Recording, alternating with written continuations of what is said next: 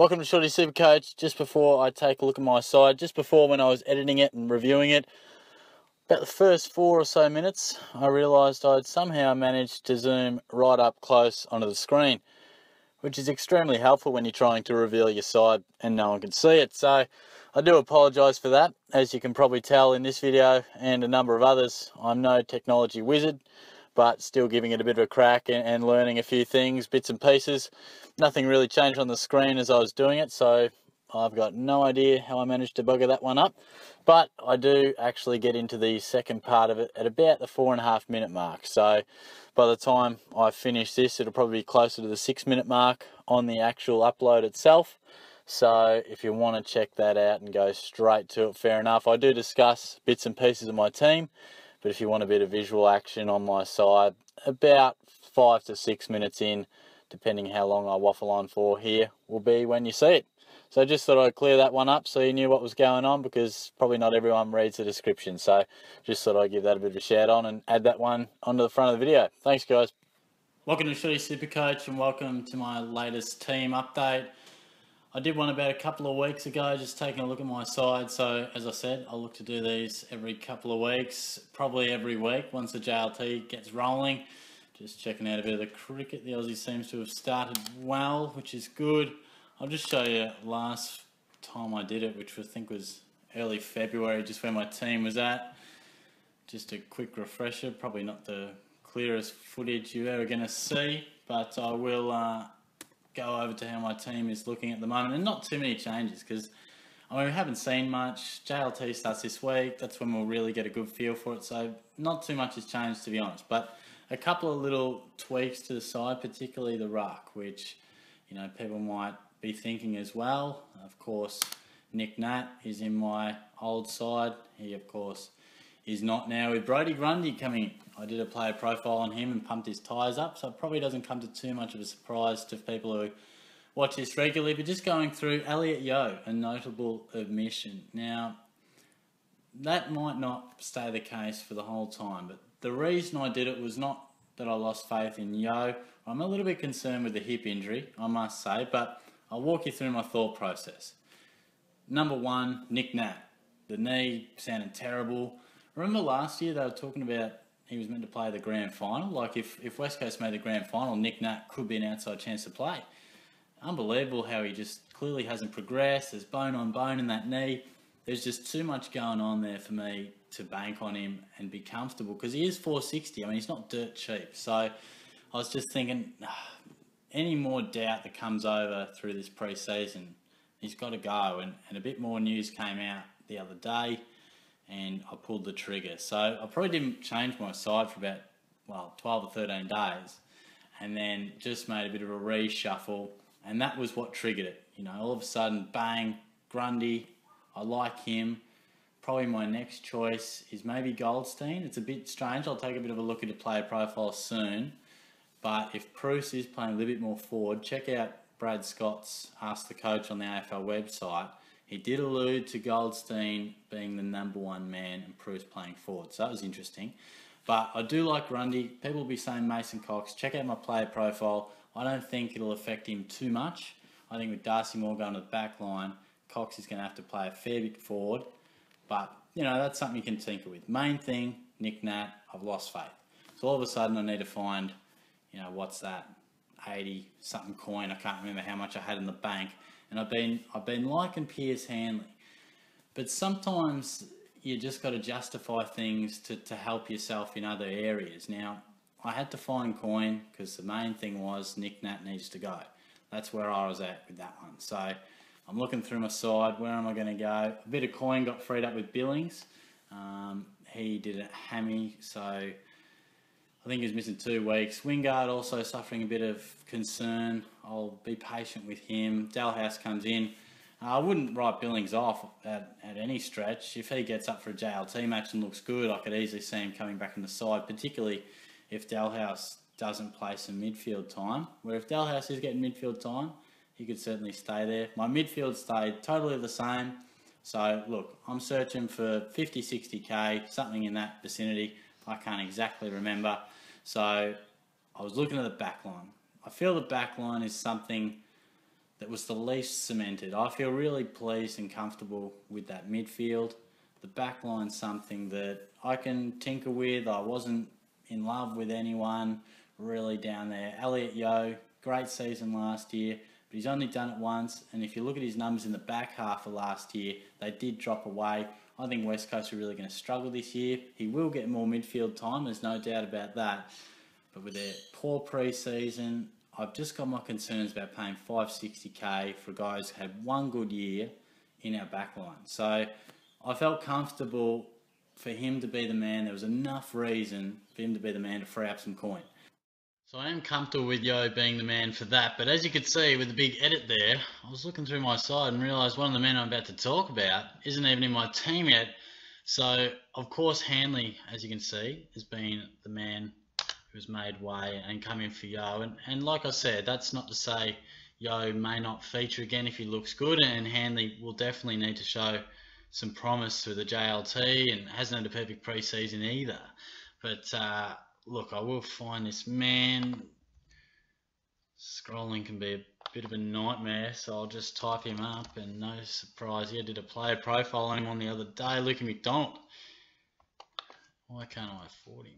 Ah, yes, that's right, yeah. The reason he's not in there because clearly I can't afford him, but if I was going to pull the trigger on that move, it would see someone like a Will Brodie, who I am keen on. Again, all your rookies and that dependent on the JLT, but just for argument's sake and for the purpose of this video, let's just get the team looking like how it could. Who have we got around here? My mate's been pumping Zach Bailey up. Higgins, I reckon, probably won't start. Look, we'll throw Nathan Freeman in there just for a bit of fun if he can get his body right. So let's save that team. So as you can see, that's pretty much, as I've done here, where my side has changed. So overall it becomes a little more even, but you could also argue there are a few more unknowns as well. You know, a lot of people might be banking on Yode, more keen on him. Billings, perhaps a better option than a few of those. And there are question marks over all four guys I've brought in. Will Hanley get enough midfield time? Will he play well? Will he adapt to this new club he's at? He hasn't played great footy there yet. Luke McDonald, can he really step up? If you want to see my thoughts on him, done a player profile. I do think there's a midfield role waiting for him, and I think he's a pretty classy player and a hard player too. Bit of a myth that he's maybe not the toughest bloke. Brodie Grundy, again, picking ruckman is tough this season, aside from Gawn.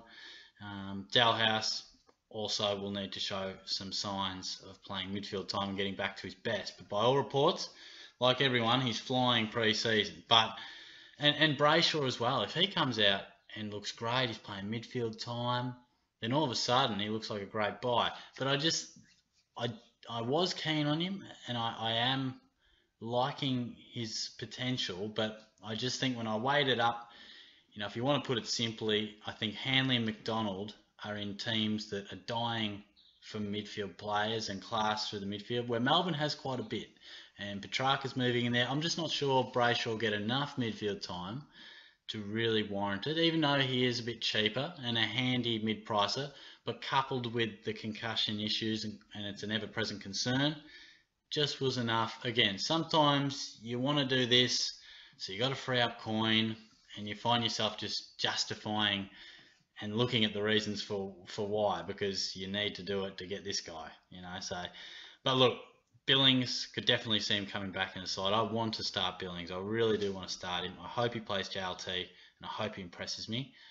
Nick Nat, I'd be shocked if he finds his way into my side. And Elliot Yeo, I will need to see him. What the hell is this? I'm not even sure what I did there, but I see what I did there. As you can see, Shorty's maybe not the brightest on the old laptop. I've clicked on the ad and got me all confused. You probably all saw that a minute ago, but anyway. So now we'll save my team. But that's where my side is at. I'll give it a bit of an overview once the fantastic internet of the man cave kicks in. But certainly far from set in stone. I'm very excited to see some footy this weekend, and we can finally start to get really hone in on what our side might look like, because you're actually going to see some of these players that we've been discussing, pros and cons, actually going to see it go to work, see how they actually go. So certainly on the surface, it looks like a pretty shallow back line. But we've got no Doherty. I would have loved to have Zach Williams in there. Michael Hurley's got a bit of an injury. So does Jeremy Howe. There's a few other guys that maybe I'm just not super sold on. I'm optimistic about Lloyd. Laird will be in everyone's team. And I'm quite optimistic with what Hanley and McDonald can do with extra midfield minutes. So that's my justification for those. But certainly I'm the least set on the back line. Midfield I'm very comfortable with. Got a few superstars in there. I think Joel can get back to his best. I think he'll enjoy a very good season in 2018 with plenty of other guys at other position clubs will look to tag, well, two, Ablett and Dangerfield ahead of him, and I think he could be in for a great season. Cripps, a lot of people might have been a little bit concerned about that article that came out with him playing more time forward. Bit of a fluff piece. I mean, yeah, he'll play forward for sure at times, but so will every other midfielder. You know, it's the nature of the game. Rotations makes that a possibility, and he's a tall guy, a bit like Fife. Any midfielder who's more than 188, every coach is going to say, yeah, no, we reckon Jono can kick a few goals up forward, take an overhead grab. They all say it. So just look at Carlton's list. They need him in as many stoppages as possible, and they will absolutely put him there as often as they can. I think he's a great selection. As I said, Gawn is a lock. Grundy, big fan of him. I love the fact that I feel he's the most mobile ruckman at the moment. I feel he can get big tackle numbers and is capable of your mid-20 touches. So not purely reliant on having a good hit-outs day, like some ruckmen can be. And my forward line, you know, Christensen, far from locked. I need to see a bit of convincing from him. Wingard needs to get out in the park. Dalhouse needs to show us that he is back in form and playing in the midfield. And Petrarca and Heaney, I'm red hot on. I'm absolutely loving what they're doing. Petrarca just signed a couple more years extension. Heaney, he's getting in the swing of things now, but I'm super confident on him, playing some great footy. And Petrarca could be the man I love watching the most this season. I think he could really explode. I think he's primed to go big. I saw an article today on SEN, 70% midfield time they're predicting. They're definitely looking to switch him more midfield, and why wouldn't you? The bloke's a powerful athlete, wins his hard ball, and capable of kicking a goal. Really got that, like we saw against the Pies, wasn't it? A few real long-range goals. So definitely one to consider, and I think I don't think my rookie's really changed. I might have just dropped the third ruckman down to a rookie player to free up a bit of coin, but again, those JLT guys and rookie players will bob up as the JLT goes on. So this will be my team as we enter the pre-season matches, the official ones. Let me know what you thought of AFLX. I might do a video on that at some point, something a little different to just SuperCoach, but that'll be my side. That'll how we'll go in. And I dare say I will look back on this with a few changes come round one, but I am fairly comfortable with where it's at. If you look across the board, there's a lot of midfielders there, which is, I think, in essence, what you really want to find. We've got 4 midfielders in the forward line. At least I hope they will be. Clearly the midfielders are midfielders. And you got McDonald and Hanley playing midfield at this point in time. And Laird and Lloyd, 2 of the best rebounders in the game. So, and hopefully Christensen can get a bit of midfield time, possibly, in what is a reasonable Brisbane midfield. So, yeah, that's where I'm at. That pretty much sums it up. So let me know what you're thinking. A few changes to Shorty Superstars, but I think it's coming along reasonably well. I'll keep these player profiles coming out pretty quickly, trying to get at least one every 2 days, sometimes a little more frequent. So I think I've got Josh Kelly coming up in a couple of days too. I think it might be Friday, Thursday or Friday. But anyway, a few requests about that, and the SuperCoach League will be coming out too. More to come on that. So if you haven't subscribed already, do so if you want to be involved in one of those leagues. But look, I'll talk to you soon anyway. Give me any feedback on my side. Feel free to comment your side and I'll give it a look and hopefully get around to giving a bit of a comment. Hopefully do a Q&A closer to the season or closer to round 1. So thanks for tuning in. I'll catch you all soon. Cheers.